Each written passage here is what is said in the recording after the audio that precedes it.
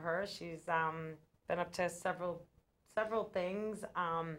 One interest that we're going to actually look into today is that Carmen makes blankets out of shopping bags for the homeless. And it's a great way to recycle and to give back. So we'll be looking into that. Well, actually, the one thing I was going to mention is that, you know, all the guests that we've had, they've touched base with us along the way. And I remember this, we were going down to Washington, and we were all on the Banyan bus. Yeah, That's where we met. To the Fed Up rally. And Carmen kept us awake. You kept us awake. I did. Somebody has to make it fun. Life is so, you know, we have so much sadness, so it's so important to try to keep positive, you know, so that's my goal, you know. And we know that. We know that's your goal because you are an inspiration to us. Yes. And that's why we wanted to have you on the show, is because that's what we need. We need positive reinforcement. And one of the ways that Carmen does that is that a lot of us are on Facebook and we're all part of a network and we all reach out to each other. So I call her a warrior mom. Yes. And you know, and it's funny too, like when you think about everything, we don't run homes, we don't run sober houses, we're not in the trenches a lot of the times, but what we do is just as important, because it's almost like there's little slag left behind, and it's almost like we're the people that come and, you know, try to finish, you know, not cleaning it, but finish putting it, you know, somewhere. So, you know, for that, I mean, hats off, because it's hard, because we were sitting here and Carmen's like, I don't know what I am. And I'm like, you're Carmen. When I get up in the morning, I'm early riser, 4 a.m. easy. Sometimes I do a lot of thinking at that point, and some days it's really, really tough for me. The shadows, the could'ves, the would'ves, if I had done this, what if I had done that? And I get on the computer and I'll type something, or I'll come on and there's Carmen with paragraphs of a blessing. And when I read it, it just fits me like I'm like, how does this woman, does she have a camera in my house? Does she see me sitting here? That, I was telling you, is worth like a bazillion to me, because it's that at the very end, I'm like, okay, I'm going to buck up, I'm going to wipe my knees off, I'm going to dry my eyes off, and I'm getting up and we're going to make coffee and we're going to do this day. And I, honest to God, I mean, my Father be blind in heaven, that I don't know if I could have made it through some of them days, that if I didn't have, you know, someone on the other end. And, you know, when that counts, and it's the best part about our network, is you join these groups, they're closed groups. So when I talk to Carmen and I let her know how I feel, I don't have to worry about the world seeing me, or about somebody seeing me somewhere and saying, hey, did you see that post? Because they're not like that on these on these pages. They're groups, they care, and it's not a job.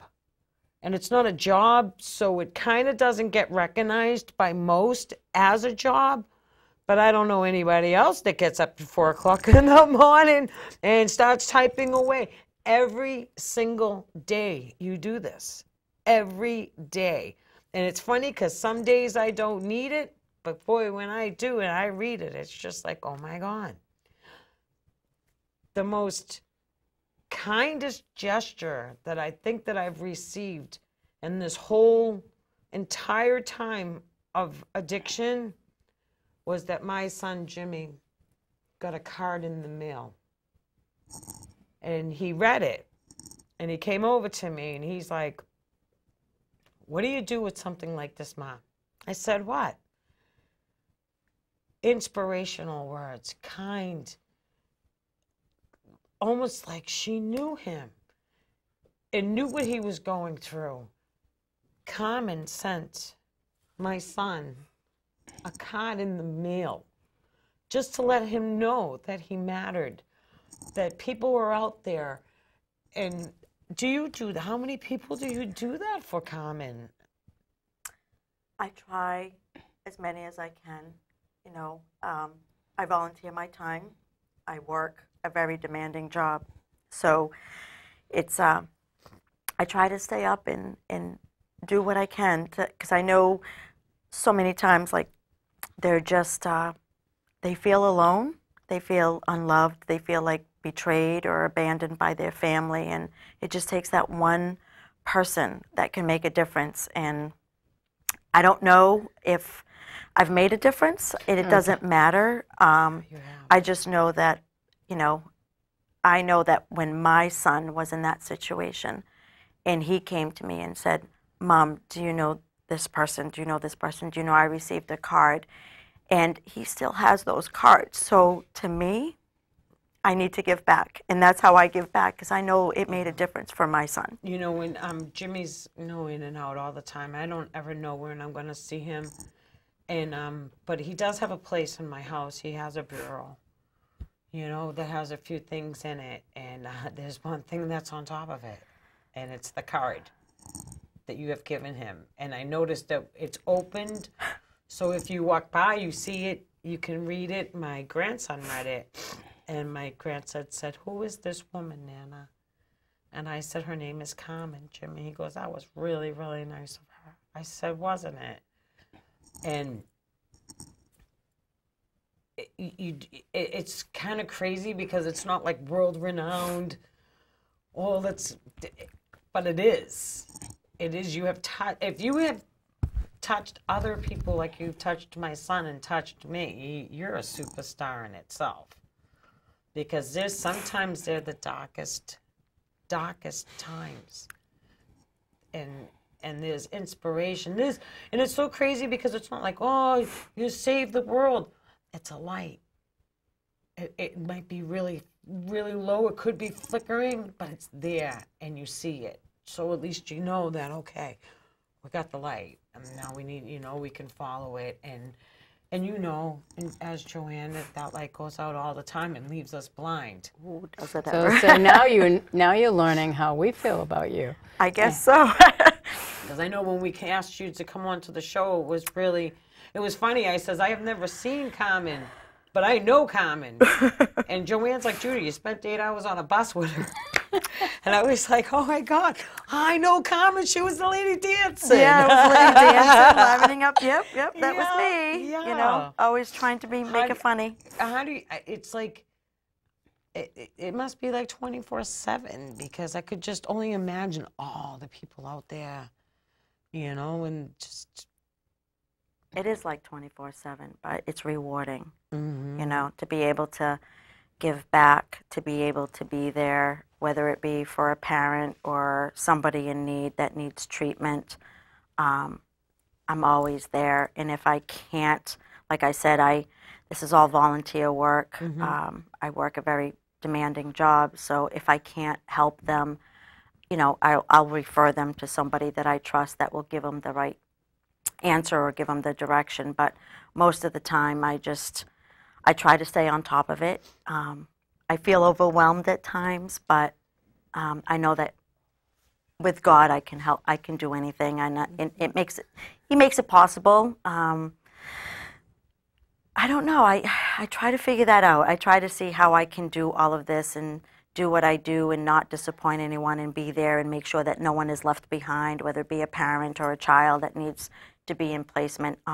Doing follow-ups, messages, whatever it is that they're doing. So, you know, and trying to balance a life, you know, trying to balance my own life, trying to deal with my own demons and my own life with my own child and now my new granddaughter. So, you know, it's definitely been a challenge, and I'm trying to do my best with the time that I have, you know.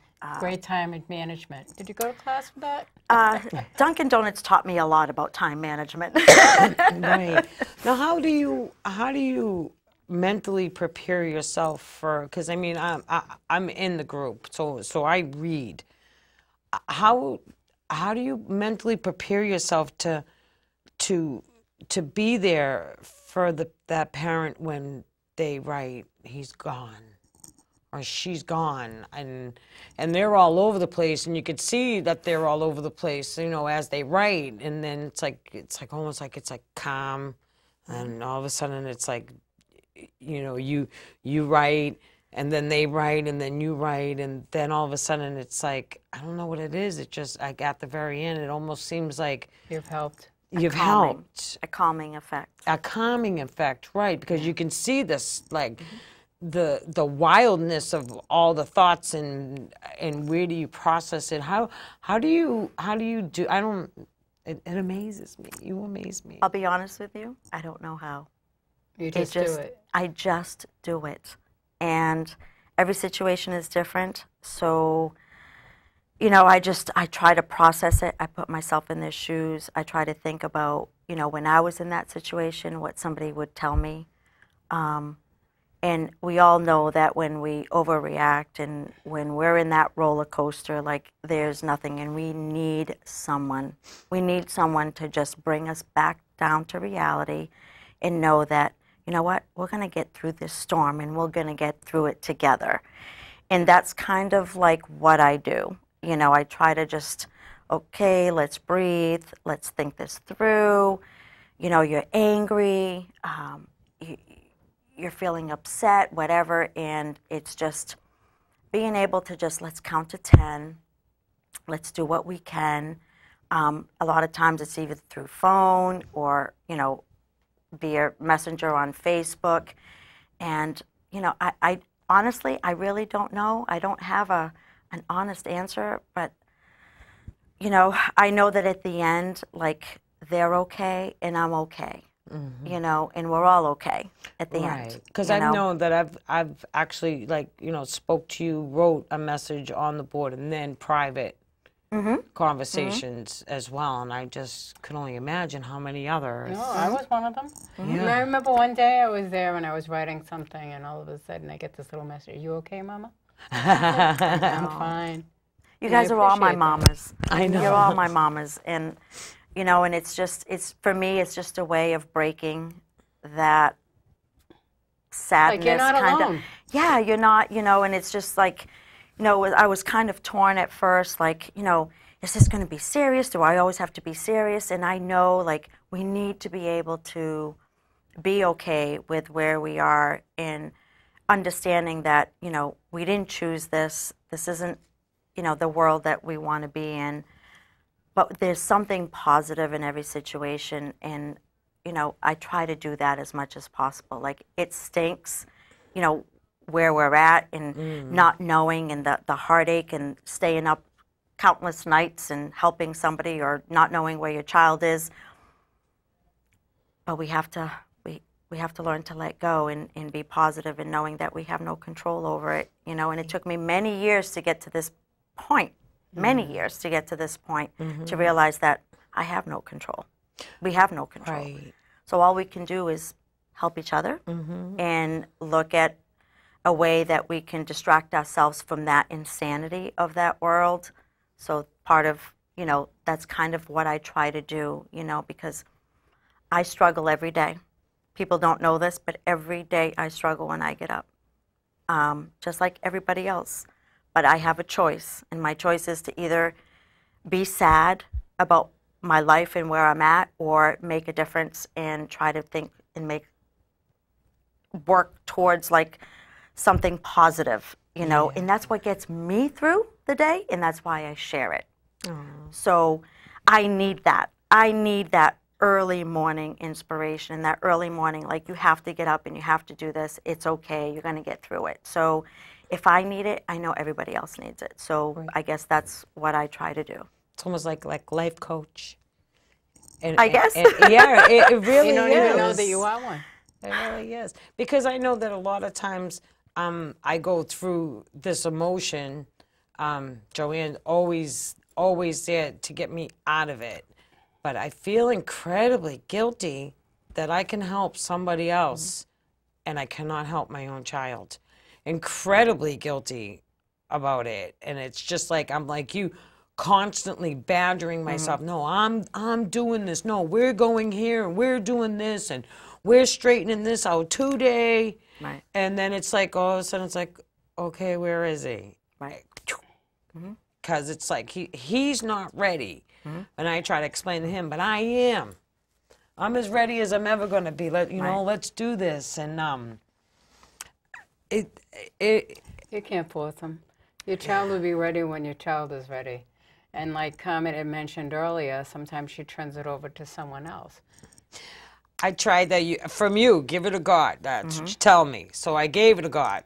Then I took it back, and then I gave it back, and then I took it back again, and then I gave it back, and it's like this time I'm really not going to take it back. And but there's somebody like, so when I give it, like, I know that first of all our child will never ever like hear us, right? Because we're their parent. So, and I've learned this through my son, when he can talk to me when he's clean and sober. So, he'll tell me, and I've learned everything I've learned a lot through my son and what he has shared with me. So one of the things is that we're their parent, and you could say something to my son, the same exact thing that I would say to my son, but he'll hear you out and not me. So it's almost like they have these blinders. So I learned that my son will respond better to someone else, whether it be a recovery coach or somebody that I trust in a treatment facility, whoever it is, they're going to guide him. And I say, you got this. I'm not doing it. They'll contact him. They'll do whatever. They'll try to get him into treatment because I can't do it. I do the same thing for them and their child in return, because it almost like, we feel so helpless all the time. So it's just like when you have it and you give it to somebody else to take care of that piece for you, to make the phone calls. Are they ready? Are you ready for treatment? Are you, I'll pick you up. I'll do this. If I say that, he'll be all upset with me and telling me I'm crazy, this, that, and the other thing. So I give it to somebody else. So I've learned, in my experience, that's what works best for me, And so I, in turn, do that for the parent, and it's been it's worked out very well, where the kids respond very well to me because it's not their parent, and I try to calm them down and try to get them into treatment. I make the phone calls. I give them the numbers that they need. You got to do it this. They say, okay, I'll call 6 o'clock in the morning. At 5:55, I'm on the phone. Don't forget to call. So, and how do I keep this all together? I don't know. I put alerts on my phone. I save posts, and I have this system that I need to, who am I going to follow up with? Who was in crisis? What person? And it's like I said, it's overwhelming at times, but it all comes together. And, sometimes I feel guilty I don't get to everybody because this isn't a full-time job. It's not my job. I volunteer my job, and I wish I had more time to give them, but I think for my situation, my position, I think I'm okay with what I do and what I give back in the time. The little things, thinking of you, or, I'm here if you're ready. Whenever you're ready, I'm here. Let me know. So, and just giving them the phone numbers. I'll make the calls. I'll let them know there's 2 beds available. Call this number now. I can't bring them there, but I can guide them. That's all I can do. Right. That's right, and that's what we try to tell a lot of parents. You can call me, you can ask me to help you, and I can do all those things, but it's got to be up to the child. They got to be the one that wants to do it. And a few times I've talked to a few of the children, say, you matter. Absolutely. And I just want you to know that, and that I'm here to help you if you need the help. Absolutely. Just think about it. Because a lot of times they don't think that they matter, Right. but they do. And it's hard too, because a lot of people have said to both, and probably as well as you, so why don't you do this professionally? And it's like, you want to know something? I can't. I personally, emotionally, physically, mentally cannot do it. And then I look at the Matt Gammons and the Patrick Cronin's, and I'm like, I know. You know what I mean? It's just like, they glide. They glide and they get in there and they help. I had talked to Matt once and said that, you know, I think maybe we should be doing more and we're not. And I was feeling guilty about it. And Matt said, hey, listen, they have enough people to help them. What you guys are doing with the family, he goes, Judy, there is nobody but you guys. Right. Keep doing what you're doing. You guys will be okay. It's true. So, and it's people like me, like Joanne, you know, like you, like the moms, the warrior moms. It's like we do 10 jobs and we're not getting paid for it. We're up at 2 o'clock in the morning because we had to go to the bathroom. And then all of a sudden you look and you see that light blink and you're like, oh, somebody might, and you're on it. Next thing you know, it's 4 a.m. And now you're going for your job. I take a break. Yeah. I'm outside. Oh, yeah. And She's been working for me lately, and I know. What are you doing? I'm like posting beds. We're going to do this. Yeah. And it's like people think, well, why is Judy so antisocial? She doesn't come into the break room. She doesn't eat lunch with us. And I'm like, because I'm outside plugging. I'm plugging all the time with stuff. And, you know, I try to tell people, don't take it personally. I know. I'm like probably the hardest person to get to know because I don't even know myself. We had gone to I know you. yes, you too. I know you. Yeah. We had gone to a poetry slam, and it was probably one of the first times I actually got up and tried to explain who I was, because people always think that we're angry. And it's But like, we are. But not angry towards them. yeah, Right. Angry about the disease. Yeah. and angry about how we're treated as a whole in society. It's like we're lepers. We read things about other people and this and that, and it's like, oh, I guess we're not on that list, and we're not on that list. But we don't have to be on anyone's list. When we really don't. We have to be on our list, and that's why That's we have right. a great network. I tell you, you just have to. What you think about everything that you do, and if you think that you've done all right and that you're doing the right things, that's all that matters. It does. It doesn't matter what other people think. I go to bed at night feeling good about myself. That's right. And that's important. You know, when you lay in bed and it's like, I did all right, you know. I helped somebody today. Yeah. Or one person makes a difference. See, and that's the whole thing with, like, when we talk about, there's a lot of like animosity, or there's angriness between people. It's just, you know, there's enough work for everybody. There is. There's work for people to help people go into treatment centers. You have groups that you can help parents through their tough times, as well as the kids. I always believe that we should have a meeting, but the meeting should be everyone together and have someone be a mediator. Like you said, you can't talk to your son. Your son doesn't want to hear from you. But if you were talking about that subject, and then I chime in and say, you know, your mother's right.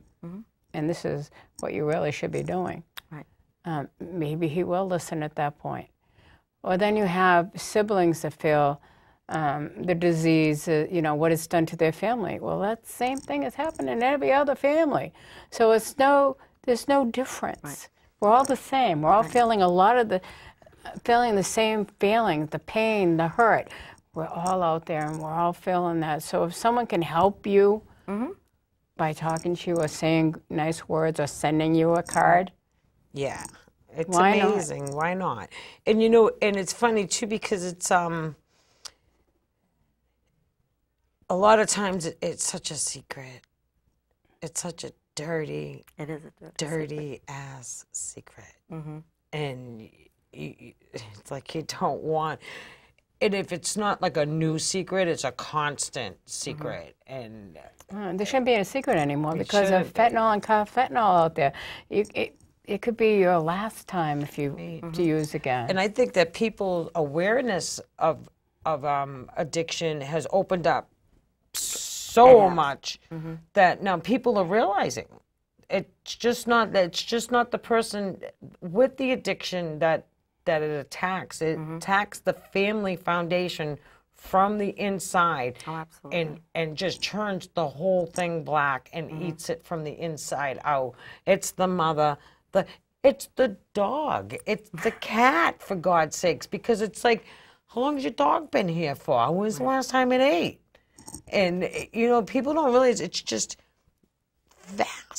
vast amount of people that it actually hits. And I would be really hard-pressed to believe that there is not one person in every family that suffers from an addiction. Absolutely. I mean, there's every family. I mean, I look at, you know, I just look at my family, just my family alone. Like, you know, it's my son, and everyone else doesn't have that same issue, but they're impacted by my son. Right. So they're touched by it indirectly, you know, directly, indirectly. So, you know, and it's just like, you know, I do feel bad for my family.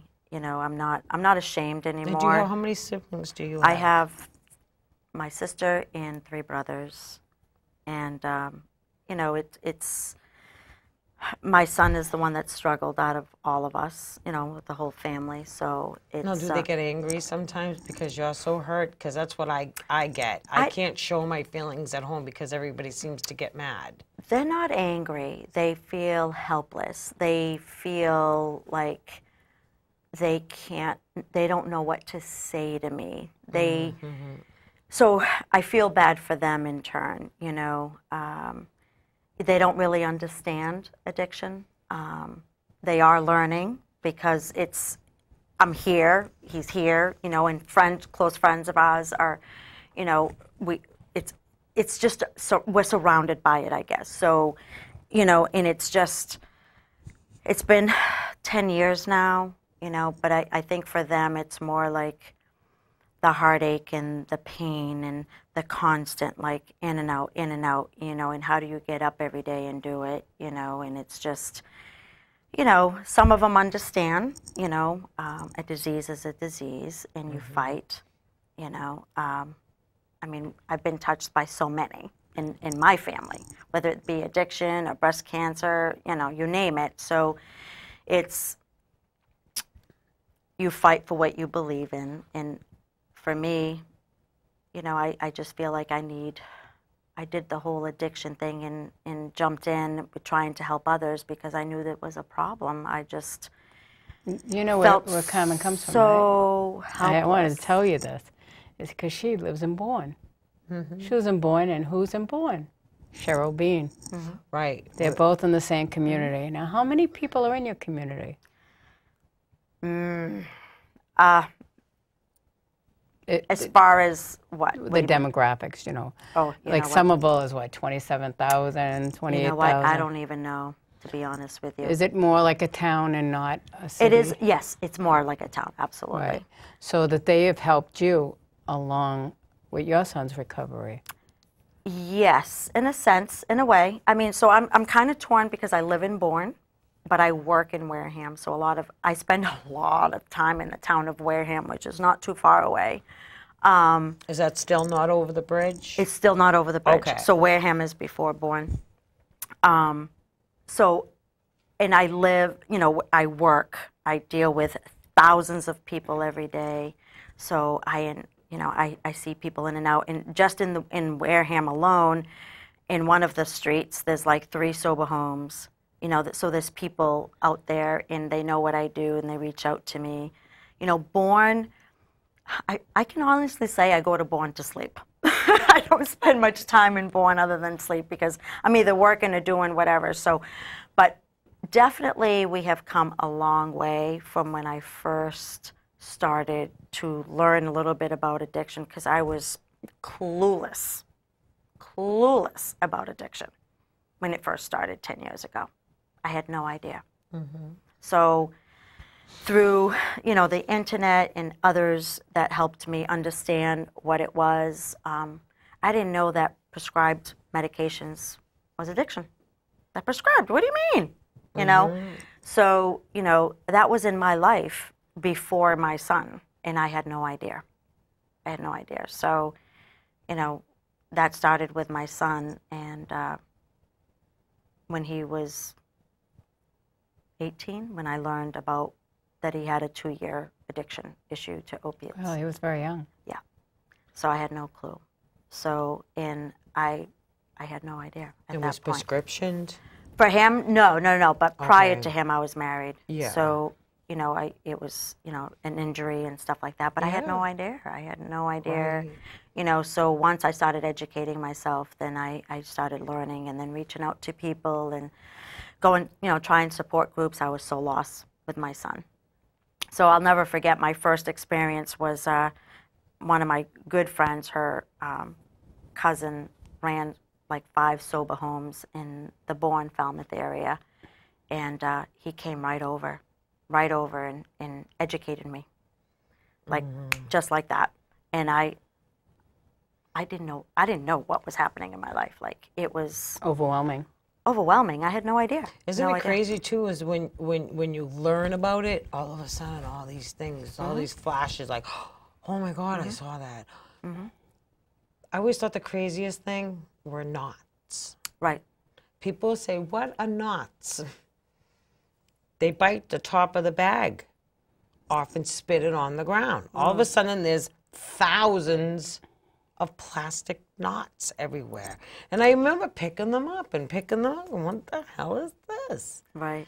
And then it was like, lo and behold, and they were there for a long time. I mean, I was doing this for a long time, and Right. just How about like, pens without the ink in it? Yeah, You you say, had well, no- what was you had no- that? yeah, But you know, no but clue. today we have that, you know, hidden in in plain plain sight. sight, Oh my right. goodness! Like every person should be We've involved in tried. that. Yeah. And it's you don't, you know, if I wish I knew what I know today, I wish I knew back then. You know. Because then you would have an says that all indication the of what's time. going on. Right. You know, I mean, She I thought always says- I thought detox. My son, when he went to detox for the first time, I thought he was going to be cured. Oh yeah. Whoa. Yeah. You know what I mean? No. Sometimes they come out even worse than when they go in. And I truly, honestly feel though too, is that when they go into detox, you're home. I swear you put your head down and you sleep the whole entire time that they're there because you have been up for months, years maybe. And it's like the minute they come home, there's the eggshells, okay, and it's like a whole different world, and they're just so anxious and not even to the point where they can think normal, because now all of a sudden we're getting all this education that it takes up to a year to become back to where you are, from somebody that follows the recovery to the T. It's about 18 months for your brain to recover. Yeah, that's To repair itself from so the that's addiction. even more than you a know. year. So it's sad because, you know, you have struggles like when you look at our children and they're like 25, 26, 30, but their behavior and their actions are like, you know, when they were teenagers, the brain stops processing. It stops growing. And Right. people don't understand that. They're like, what do you mean? You know, they're this age and they should get it. Yes. It doesn't matter. just think the you have to adult- understand. That's right. The adult mind is not actually fully developed till the age of 25. Right. And a boy, right. Right. You know, so it's hard, and I definitely have educated myself. You know, I think, was it last year or the year before, I you know, went to a 4-day seminar at Cape Cod, in Cape Cod, where it was like about addiction, and doctors were speaking there and everything. So that was, it was interesting, you know, to understand how the brain and how it works. So I learned a lot to be able to bring back. Most people don't understand. You know, one of the things that I try to explain to people, because they get angry and label them and the stigma, and I'll ask them, do you smoke? How many times did you try quitting? How many times did you say, just one cigarette? Or just one drink. One drink. I'm not going to smoke tomorrow. Right? So, you know, it was unbelievable. I was at a Learn to Cope meeting once in Plymouth, and there was like 30 somewhat people in there, and I brought that up, and they were just like amazed that I'm like, but it's that simple. We all have some sort of addiction, and we all struggle with something, whether it be an eating disorder, you know, just a mental, whatever it is, like, you know, you name it. Workaholics. Workaholics. We all have shopaholics, you know, so, you know, it's just when you kind of break it down, when people are somewhat ignorant, I would say, you know, I kind of bring it, and I just bring that analogy, and I'm like, You have to understand. We had a woman from one of the groups here, I think it was like last year sometime, maybe not even that long, but she quitting smoking. I'm quitting smoking. 2 days in, she's like, I can't hear a cigarette. And she's smoking again. So she quit again.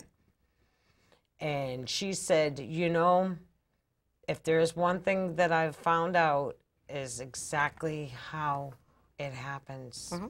She's like, I would like to take 7 people that think that addiction is a choice and take something away from them that they do all the time, whether it's drinking tonic, smoking cigarettes, swearing, and end it abruptly, and we'll see how long you last. And it's so true. I mean, I smoke cigarettes. I've tried one more day. One. I'm going to have one. I'm going to have one, and I'm going to take that one and smoke it all day. And then I'm like 3 o'clock in the morning looking for a store open. Like, oh, you got to be crazy. Give me something, you know? And I couldn't only imagine being, see, I'm not sick at that point. Right. You know, I just want it. I could not imagine the pain, the suffering of withdrawals going through your body like that, and not having anything there. It must be horrible. I cried. Frankie would explain to me. My son Frankie died in 2009, and he kind of like explained it to me, how I felt. How you felt? No, how he felt with the withdrawal. Okay. And how he felt, because he asked me to section him one time. So it was very easy for me to do a section 35. But on the way there, I was holding on to him for dear life. He's trying to get out of the car. I'm at a stop sign. I'm at a light.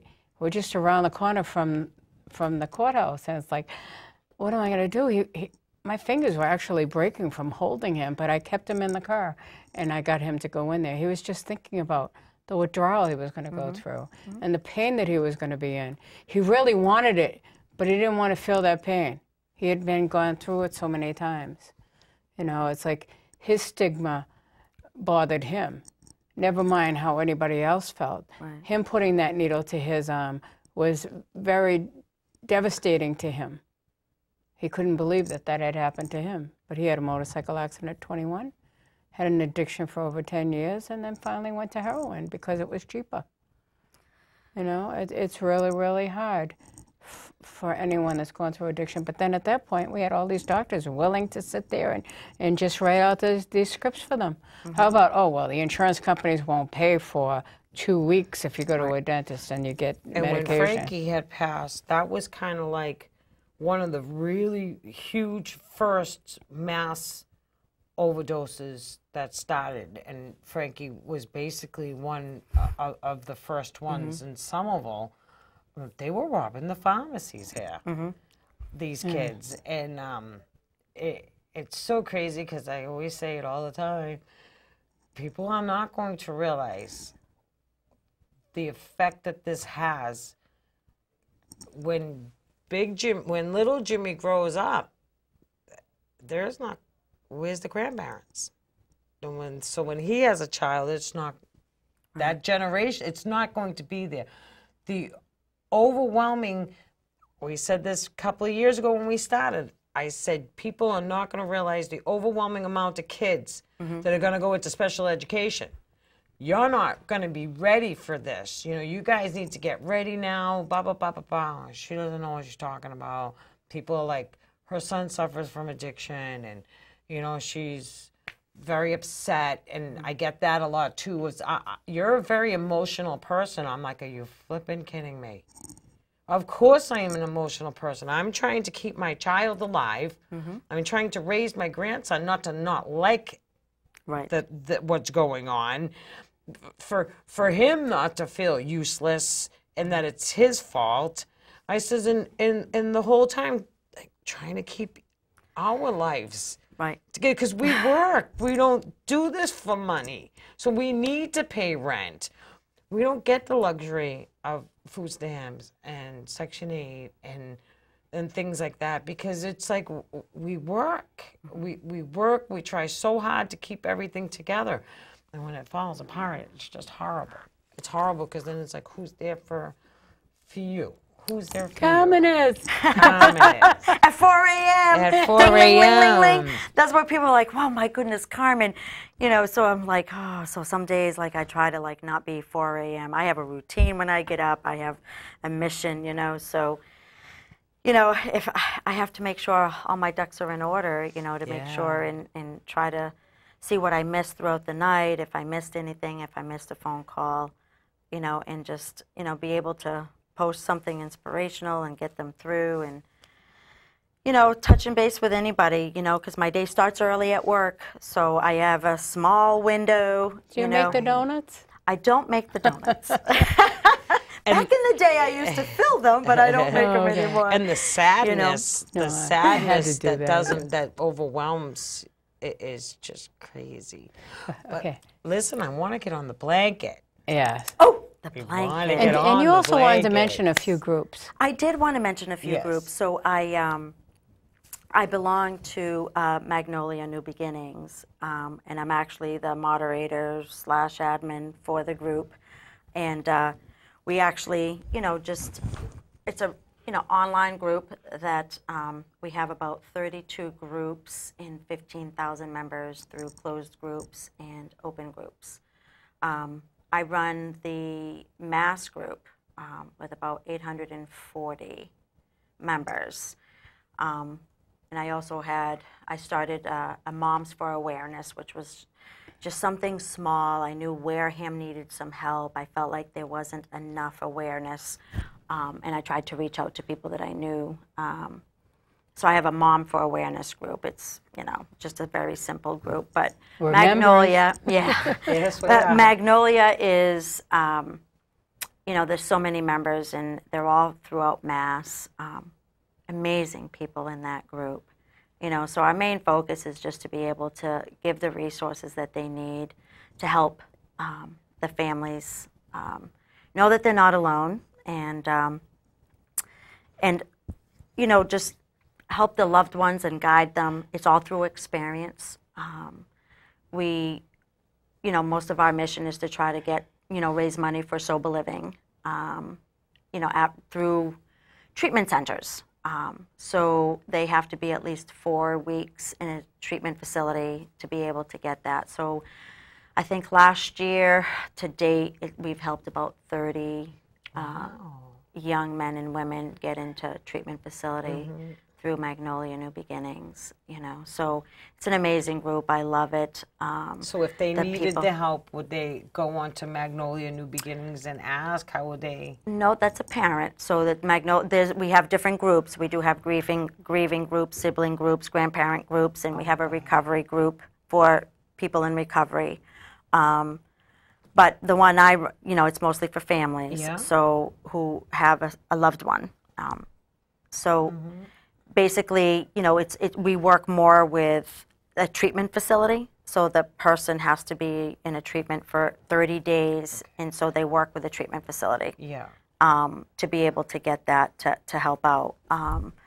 So, you know, it is rewarding. I think the resources and everything through everyone's experience, nobody's left alone. I think the group so many warrior moms, like it's Yes. just the strength in there, the love, the support, the kindness, and the prayers. And it doesn't even matter whether you give advice or not through your own personal experience. It's just knowing I'm not alone. I'm not alone. So, you know, and then I have, I go to Parents Supporting Parents in Mashpee, and that's like every Monday. That's held every Monday. And a wonderful, amazing group as well. Sorry, guys, she's not there today. Sorry. So wonderful group, and we just, you know, I help out as much as I can with the resources. There's a few members in there. I mean, everybody's such a love. Like, I love my mamas. I love my mamas. Heart of gold to everyone. But, you know, so we just partnered with Mashpee Coalition Substance Abuse Task Force. So they have like the first Tuesday of every month. So it's almost like the EB Hope model, if you've heard of the EB Hope, which is drop-in center and things like that. Yes. So it's modeled a little bit after that. There's just, it's just amazing. I can't even say, like, I want to be part of everything, but I know that I can't be, you know. Right. But the resources, I think that, you know, probably 3 or 4 years ago, I would say that there was nothing, for me at least, Right. to now, like, there's just, I feel like we're getting somewhere. I feel the awareness is out there. I feel that there are people actively more involved in bringing awareness. We have The commercials on TV the, now. absolutely, absolutely. The commercials on the radio. No, if they wanted to join the group of, Magnolia. how would they do that? They just look up Magnolia New Beginnings, and then we have a mass group that's just like 2.5, and or you can join the mass if you're just with a mass state. Then we want to make sure that you stay with a mass state, because every state is different. So we wanted to make sure that every person is in the right group. And then we have the main page, which is everybody, all over, all the states are included. So all you do is, you know, type it in and ask to join, and then I will approve. You know, there's a few of us that will look and vet. We want to make sure we're getting the right people in. And there we'll are ask rules, and there are absolute rules. Yes. So what stays in the group stays in the group. We have to respect each other. So That's what makes people comfortable to be able to talk about the situation. You know, that's a good thing. Absolutely. And I'm a very uncomfortable person, and I always feel very comfortable writing things there, because I know that it's not. There's only a few things that I'd like to do. I'd like to mention that August 31st is Overdose Awareness Day. Yes. There's a lot of events throughout the whole state. From now until the end of September, because September is our recovery month, and we have more that's going to be having a walk to, well, it was a walk to the State House, but they're walking to Faneuil Hall from Boston Center. City, Government, City Hall, and that'll be on September 20th. It starts early in the morning, about 9. Mefford's kickball tournament is this Saturday at Tufts Park and in Mefford, Mass. They're also having a dedication. They made a bench to sit on, and it says of the memory of those we've lost. And I can't wait to see that. So I mean, that's going to be big, and that's going to be this Saturday. I believe it starts at 10 a.m. at Tufts Field. Come on out. You know. I do want to mention September 10th is Waltham Overcoming Addiction. And 5K run. Right, and it starts like at 9 in the morning, 9 to 10 o'clock in the morning, and goes through till 6 o'clock at night. They do that this is their second.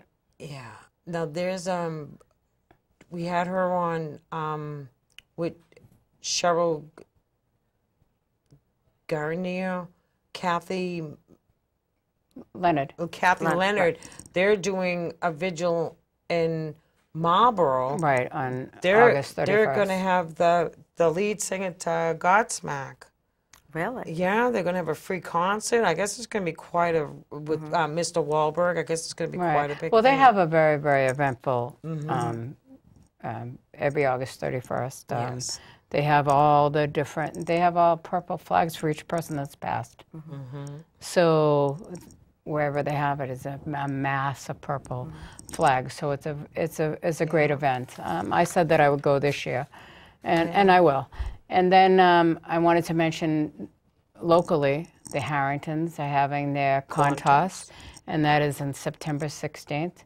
It's a great event to go to. It starts in the morning. It's right across the street from where I live, so I'll be there. I'll roll out of it. It's Trump Field in Somerville on Broadway.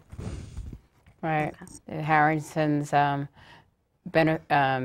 they do 2 things a year, and one is the Contoss, and the other is their 5K. And one is towards helping people Do the sober homes. And sober things homes, like and then the other is to help children in the city by donating money to different programs, like football, kids. baseball. And then Everett's having a vigil, and sorry, Patty, forgot the date, but if you go on Somerville Overcoming Addiction, Facebook page, it's there. I've given it quite a few shout outs. Yeah, if it was the 27th. I'm not quite sure either. But Patty, I'm sorry too. But yes, they have it in Everett, and it's quite a beautiful vigil. And ours is September 19th. Yes. So we would like to have everybody come to Somerville High School. We have it outdoors in front of the atrium, and we usually we always have our a video of all the people that send in their loved ones and show them, as well as we have the fire department come down and chime the bell with every name that's mentioned. And he's so beautifully dressed. He comes in full uniform. Does he? So much respect. It's not. He's a good guy.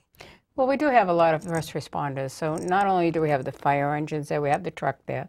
We have Cattell, the ambulance, they come, and the police department. So all three of them are there for the event. It is a very moving event. And the other thing that I wanted to mention also before we get to your beautiful crocheting. Don't forget my is it crocheting? Beautiful. It is crocheting. Okay. Is that Judy and I always promote a plan, and I think that every group should try to do that, is that we don't know at what time or another when addiction hits us, whether it's a child in school or if it's an older child, always have a plan ready. Always know what you would do if you're ever faced with this. If you never, ever use that plan, that's wonderful. But at least, emotionally, you're not going to be able to deal with finding out that your child has an addiction. So why not have something put away and pull it out and say, well, now this is who I have to call and this is how I have to proceed. Absolutely. Because we don't want to bury our children. So now, let's have an uplifting. Let's see what she does in her spare time. What spare time? Maybe when you're on the phone and you're talking to people. She does. I would say that if I was married, I'd probably be divorced by now, but I'm not. So I got involved with the homeless. As we know, most of our children become homeless. So one way of giving back, and I remember walking the streets of Boston when my son was here for about 4 years and seeing all the homeless people, and it just absolutely broke my heart, and I wanted to figure out a way and how to keep them warm and save them, and whether to protect them from the elements. And so I started this, and it's all made with bags, recyclable Walmart bags. Plastic bags. So I put it on my Facebook page. Is there any way that you guys could come up a little closer to this, Oliver? Yeah. So that people can actually see? But you can always go I became creative. Yeah. I made a commitment to do 10 to 12 and by all December. Plastic bags. And I make my own little designs. So this one's completed. I have about 4 left.